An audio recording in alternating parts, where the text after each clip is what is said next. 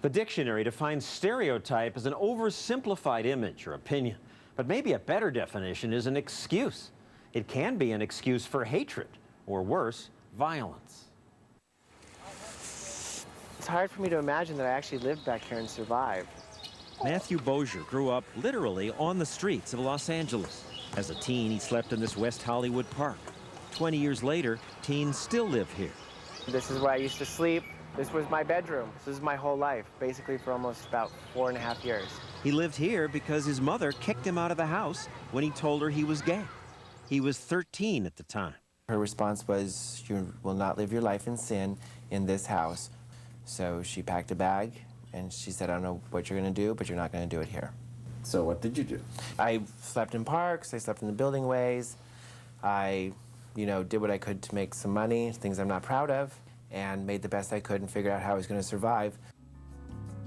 One night, when he was 14, he was hanging out at a hamburger stand with other street kids when a group of white supremacists confronted them. Near the corner, I could see the group coming, yelling, "Let's kill the faggots. We're gonna kill the faggots." The group beat Matthew badly. They beat me, punched me, kicked me. When I came to, I leaned against this wall and all I saw across this whole area was just my blood. Matthew survived the beating. He later went back to school and became a hair colorist. He also took a job at the Museum of Tolerance in Los Angeles. It tackles many forms of discrimination. We'll go and kill them, murder them. We won't leave a single Jew. Museum volunteer Eddie Elon is a Holocaust survivor. He shows visitors a wall of pictures, the Holocaust's littlest victims. Over here, there's only one little boy that is alive. You're gonna have to find him. He's right there. No. That one. Yeah, you found a little boy. You? Yeah, that's me. They killed my father, my mother, 3 sisters. I was the only one left alive, so I had to escape. Today, there are still organized groups who promote Nazi ideas. Tim Zaal was a white supremacist for 17 years. So why'd you change? I grew up. I had a child. Eventually, I separated myself from the movement by telling them I was moving out of the area to move my family to a nice white area. And why did you choose to do that?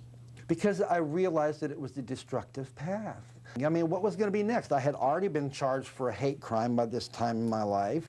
That's him in the white shirt in court. Tim spent a year in jail for beating up an Iranian man. I thought it was time that I started to pay back for my past, and I contacted the Museum of Tolerance, and that's when I met Matthew.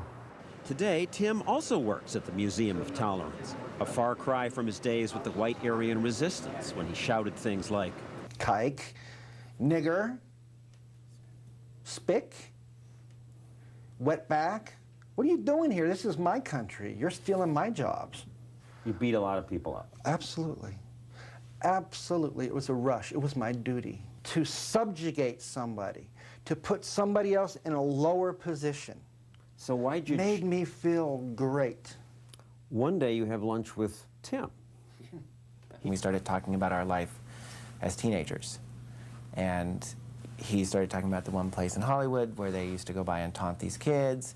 And I just sat there quietly, kept asking questions because I had already suspected. It was then that Matthew realized that one of the men who beat him up in that alley was Tim. So I kept asking questions, and what'd you do? And was that all you did was taunt and tease? No, there was this one night, and basically I stopped it with this question. I said, "You realize who I am, who you're sitting across from?" What happened? We kind of just looked at each other sort of numbingly, I guess. I ended the conversation. I said, "I have to get back to the museum now." Bye. Now you guys are friends? Not overnight.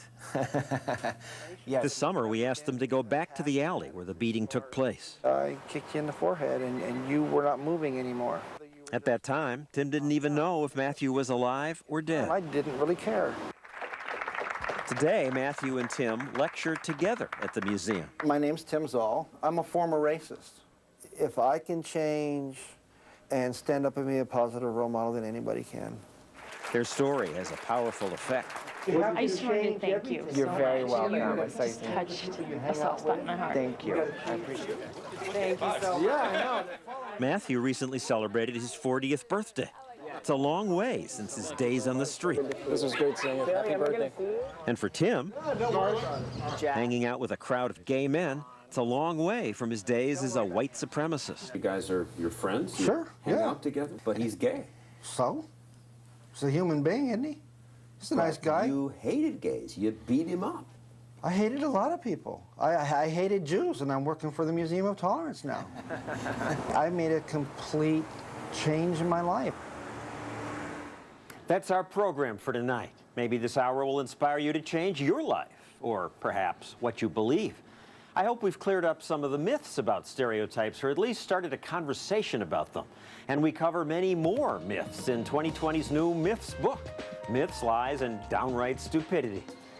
Coming up on Nightline, the unsolved murder that's become a new movie, the story of the Black Dahlia, a young woman who went to Hollywood